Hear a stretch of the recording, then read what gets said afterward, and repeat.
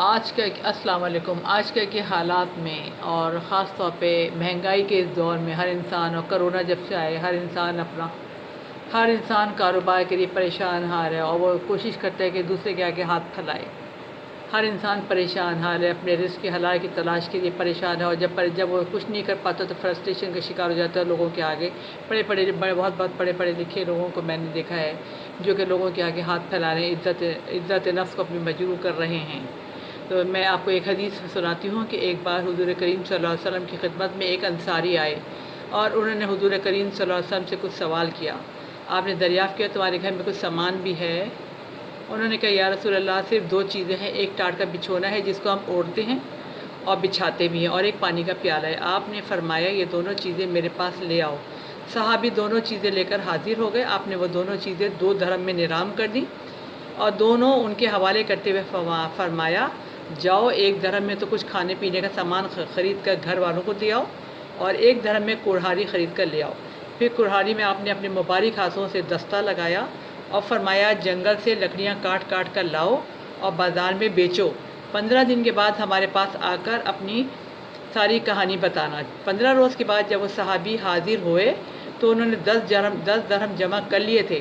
آپ خوش ہوئے اور فرمایا یہ محنت کی کمائی تمہارے لیے اس سے بہتر ہے کہ تم لوگوں سے مانگتے پھرو، اور قیامت کے روز تمہارے چہرے پر بھیک مانگنے کا داغ ہو۔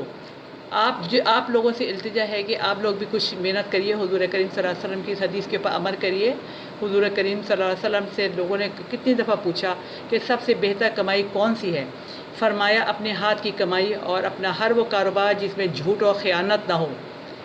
بازار میں جم کر کاروبار کرو، دین کو مضبوطی کے ساتھ جم کر پکڑ لو، اور لوگوں سے بے نیاز ہو گئے۔ کاروبار کے لیے ہمیشہ سچائی اختیار کریے، جھوٹی قسموں سے سختی کے ساتھ پرہیز کیجیے۔ حضور کریم صلی اللہ علیہ وسلم ساری جہانوں کے رحمت للعالمین نے فرمایا قیامت کے روز خدا تعالیٰ نہ اس شخص سے بات کریں گے اور نہ اس کی طرف منہ اٹھا کر دیکھیں گے، اور نہ اس کو پاک و صاف کر کے جنت میں داخل کریں گے جو جھوٹی قسمیں کھا کھا کر اپنے کاروبار کو فروغ کرنے کی کوشش کرتا ہے۔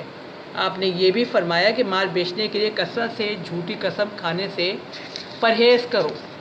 تو حضور کریم صلی اللہ علیہ وسلم اور اللہ اور اس کے رسول کو جو باتیں پسند نہیں ہیں، ہم لوگ وہی باتوں کو ہم لوگ انہی باتوں کے پیچھے جا رہے ہیں۔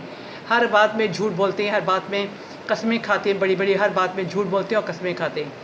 کاروبار میں ہمیشہ دیانتداری امانت اختیار کیجیے، کبھی کسی کو خراب مال نہ دیجیے، مگر ہم لوگ بد سے بدتر ہیں۔ فروٹ والے سے لو تو سبزی والے سے لو وہ سڑی ہوئی سبزیاں ڈالے گا، فروٹ والے سے لو سڑا ہوا فروٹ دے گا، سبزی والا سڑی ہوئی سبزی ڈالے گا۔ اگر آپ اس سے کہہ دیں گے ڈالو، آٹے والے سے لوگے کیڑے لگا ہوا آٹا دے دے گا۔ کسی کو بھی خراب مال دے کر آپ کاروبار کو آپ ترقی نہیں دے سکتے۔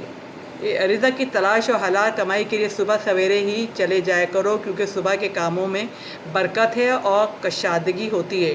خود بھی محنت کیجیے، ملازموں کو بھی محنت کا عادی بنائیے، البتہ اپنے ملازمین کے حقوق فیاضی اور احسان کے ساتھ ادا کیجیے، اور ہمیشہ ان کے ساتھ نرمی اور کشادگی کا سلوک کیجیے۔ بات پر غصہ کرنے اور شبہ کرنے سے پرہیز کیجیے۔ خدا اس امت کو پاکیزگی سے نہیں نوازتا جس کے ماحول میں کمزوروں کو ان کا حق نہ دیا جائے۔ خریداروں کے ساتھ ہمیشہ نرمی کا معاملہ کیجیے، اور قرض مانگنے والوں کے ساتھ نہ سختی کیجیے اور نہ انہیں مایوس کیجیے۔ امید کرتی ہوں چھوٹا سا لیکچر آپ کے لیے مفید اور کارآمد ہوگا، اور تاکہ اللہ اور اس کے رسول خوش ہو جائیں، اور اللہ تعالیٰ آپ کو اور آپ کی زندگی میں برکت، آپ کے بچوں کی، آپ کی فیملی کی زندگیوں میں صحت، عافیت، ہدایت، تقویٰ، خوشیاں، کامیابیاں نصیب فرمائے، اور اس کے حلال کی برکت سے آپ کی دین، دنیا اور آخرت اچھی ہو جائے۔ آمین ثم آمین۔